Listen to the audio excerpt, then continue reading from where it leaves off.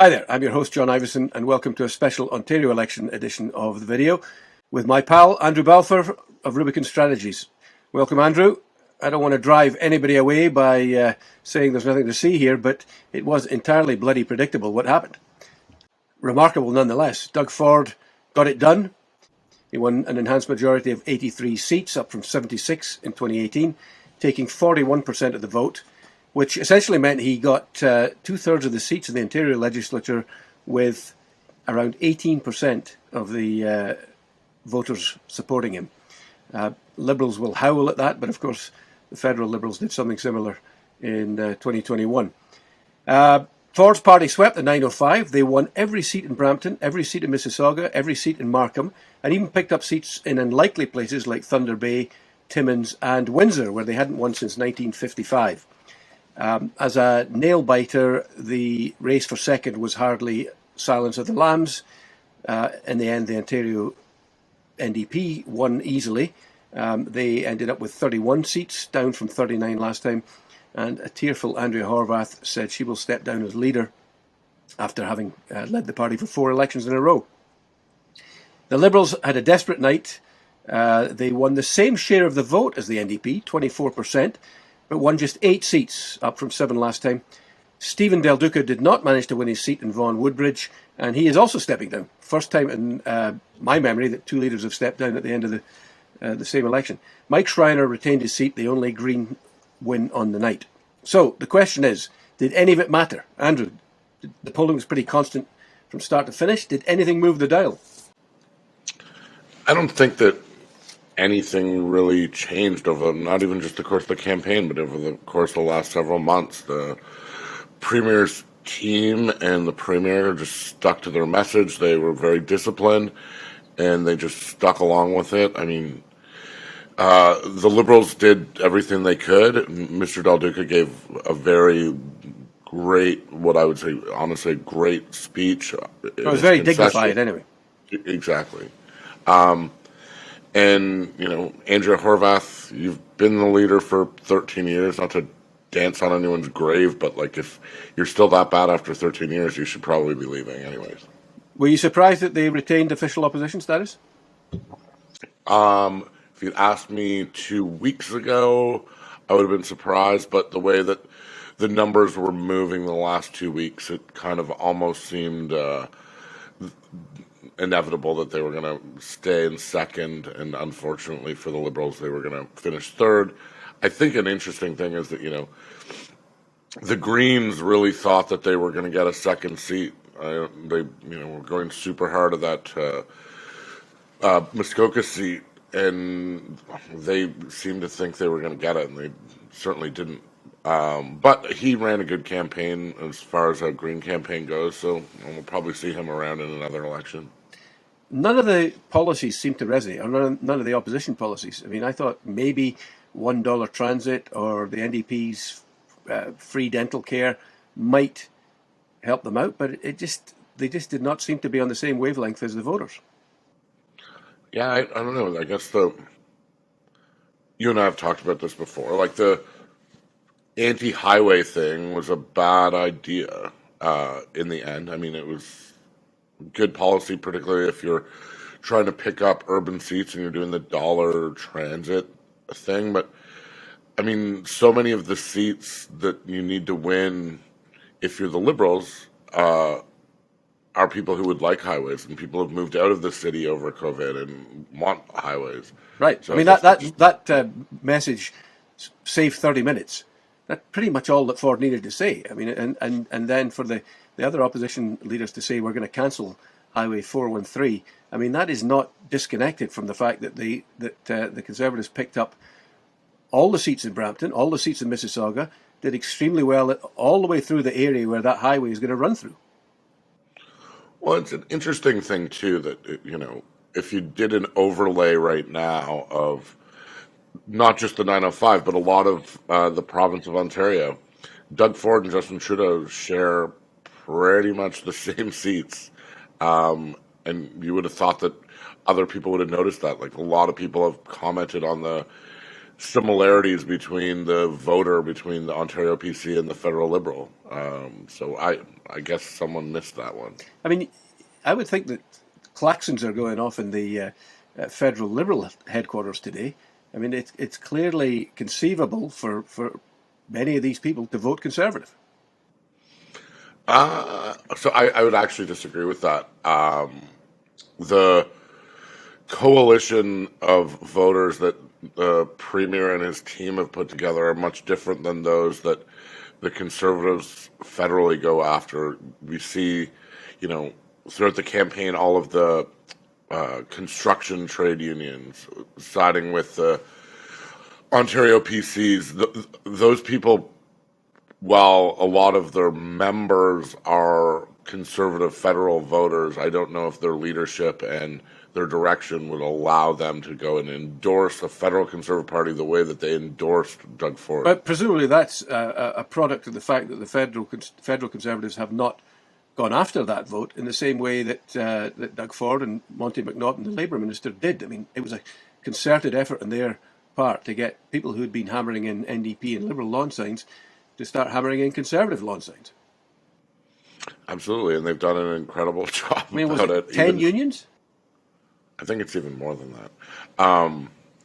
But yeah, no, that is the downfall of the NDP at this point in time, is that these unions who have been diehard supporters of their party since before I was born, probably not you because you're old, but like they lost them. And the Doug Ford and Monty McNaughton went and worked on this, and throughout COVID, they made sure to pay very close attention to keeping construction sites open and building infrastructure still throughout the pandemic, and doing all of those things, keeping those people and their families with food on the table and jobs. Like that's going to make people vote for you. Like, it's pretty simple. I mean, let's look at the performance of the leaders. Arguably in 2018, the PCs won in spite of Ford. I think it's fair to say in this time they won because of him. What do you think? I mean, he seemed to be in tune with what the voters were looking for.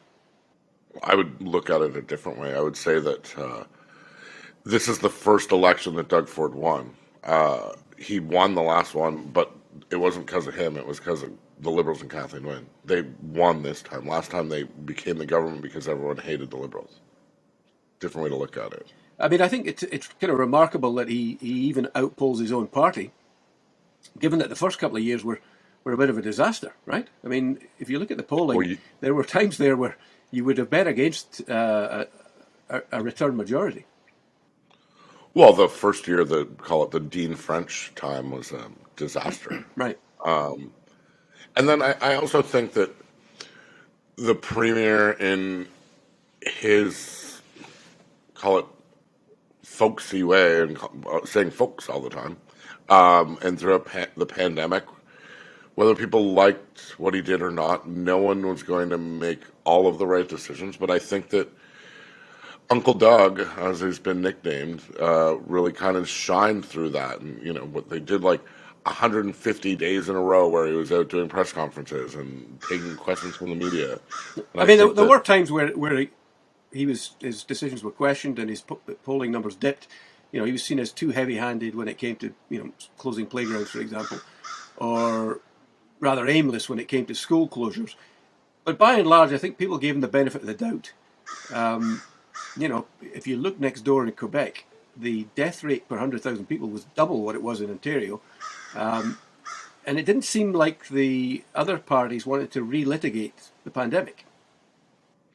It was hardly even an election issue, which I found shocking because, it's not that long ago that we were in the federal election, and that was a huge issue. And I mean, to this day, federally, I mean, we saw Pierre Poilievre, who's running for Prime Minister, put out his private member's bill yesterday and still campaigning on COVID. And in the Ontario election, it barely seemed to be an issue at all. Well, it certainly was not a disqualifier. I mean, I did hear the NDP bringing up long-term care homes, for example.